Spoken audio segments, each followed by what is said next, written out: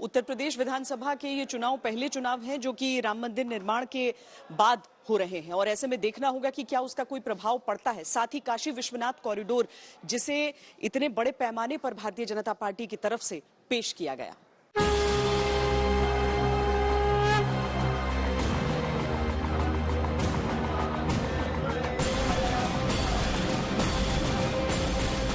ब्राह्मण समाज का प्रबुद्ध वर्ग है, समाज को मार्गदर्शक है और समाज का मार्गदर्शक राम जन्मभूमि मंदिर निर्माण से क्या ब्राह्मण नाराज होगा? काशी विश्वनाथ धाम का भव्य निर्माण होने से क्या ब्राह्मण नाराज होगा? गरीब कन्याओं की शादी हो रही है, क्या इससे ब्राह्मण नाराज होगा? 15 करोड़ लोगों को फ्री में अन्न मिल रहा है, क्या इससे ब्राह्मण नाराज होगा? ये बातें वे लोग करते हैं जिनके पास कोई मुद्दा नहीं है।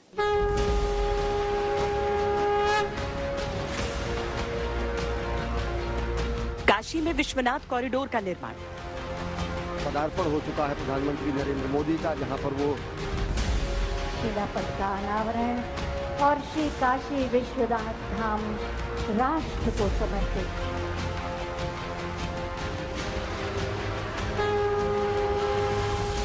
अयोध्या में भव्य राम मंदिर का निर्माण। पहले जो था वो भले प्रोजेक्ट जो आते थे लेकिन उसका देखभाल करने वाला नहीं था। पूरी जिम्मेदारी प्रशासन पर रही, प्रशासन मनमानी किया, कुछ नहीं किया। लेकिन इसमें बराबर वो आया करते हैं, स्वयं समीक्षा करते हैं और देखते हैं कि कहाँ क्या काम हुआ क्या नहीं हुआ।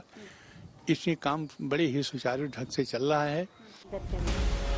ब्राह्मणों के मन में क्या मंदिरों के बढ़ते वैभव से बीजेपी के लिए सम्मान का निर्माण है? क्या मंदिर निर्माण में वो योगी आदित्यनाथ के योगदान को देखते हैं? क्या अयोध्या में दीपोत्सव से सबका मन प्रसन्न है? आपके करकमलों द्वारा, आपके प्रयासों से, आपके उससे मैं समझता हूं कि हमारे योगी जी का बहुत प्रेम रहा है अयोध्या से। शुरू से ही मैंने देखा है और वो अयोध्या के लिए जिस तरह से वो डिटरमिन्ड है कि अयोध्या को मुझे बढ़िया से बढ़िया बनाना है, तो मुझे लगता है कि अयोध्या बहुत ही जल्द 3-4 सालों में अपने भव्य रूप को प्राप्त करेगी और सारे दुनिया के लोगों के लिए आकर्षण का केंद्र रहेगी। हर हर यूं तो अयोध्या और काशी समूचे देश का मुद्दा है, पर यूपी में राम मंदिर निर्माण के प्रारंभ के बाद का ये पहला चुनाव है और ऐसे में बीजेपी को अनेकों उम्मीदें हैं। चीजें ठीक हुई हैं उनके आने के बाद? और क्या, बहुत विकास हुआ है। क्या अच्छा लग रहा है? क्या अच्छा? बहुत विकास हुआ है अयोध्या का, बहुत अच्छा हुआ। हाँ। विकास हुआ है अयोध्या का, आप लोगों को लग रहा है? हाँ। जी ने काम किया है और बहुत अच्छा काम किया है। ये जो यहाँ की पब्लिक है, देख लीजिए, यहाँ कभी बहुत बदबू रहता था, बहुत ही दूषित हवाएं चलती थी, लेकिन इस समय योगी जी जब से आए हैं बहुत अच्छा हो गया है और यहाँ के टूरिस्ट भी काफी बढ़े हैं, बहुत ज्यादा बढ़ रहा है, बहुत ज्यादा बढ़ रहा है। केवल काशी अयोध्या ही नहीं, इन चुनावों में तो मथुरा भी मुद्दा है और हमने वहां भी मतदाताओं के मन को टटोला।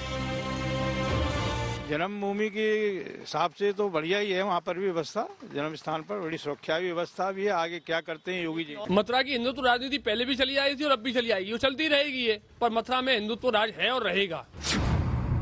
लोक नीति CSDS सर्वे के आंकड़ों के अनुसार 2004 तक लगभग 50% ब्राह्मणों ने हमेशा बीजेपी के पक्ष में वोट किया। 2007 में यह 40% से नीचे चला गया और 2014 तक ऐसा ही रहा।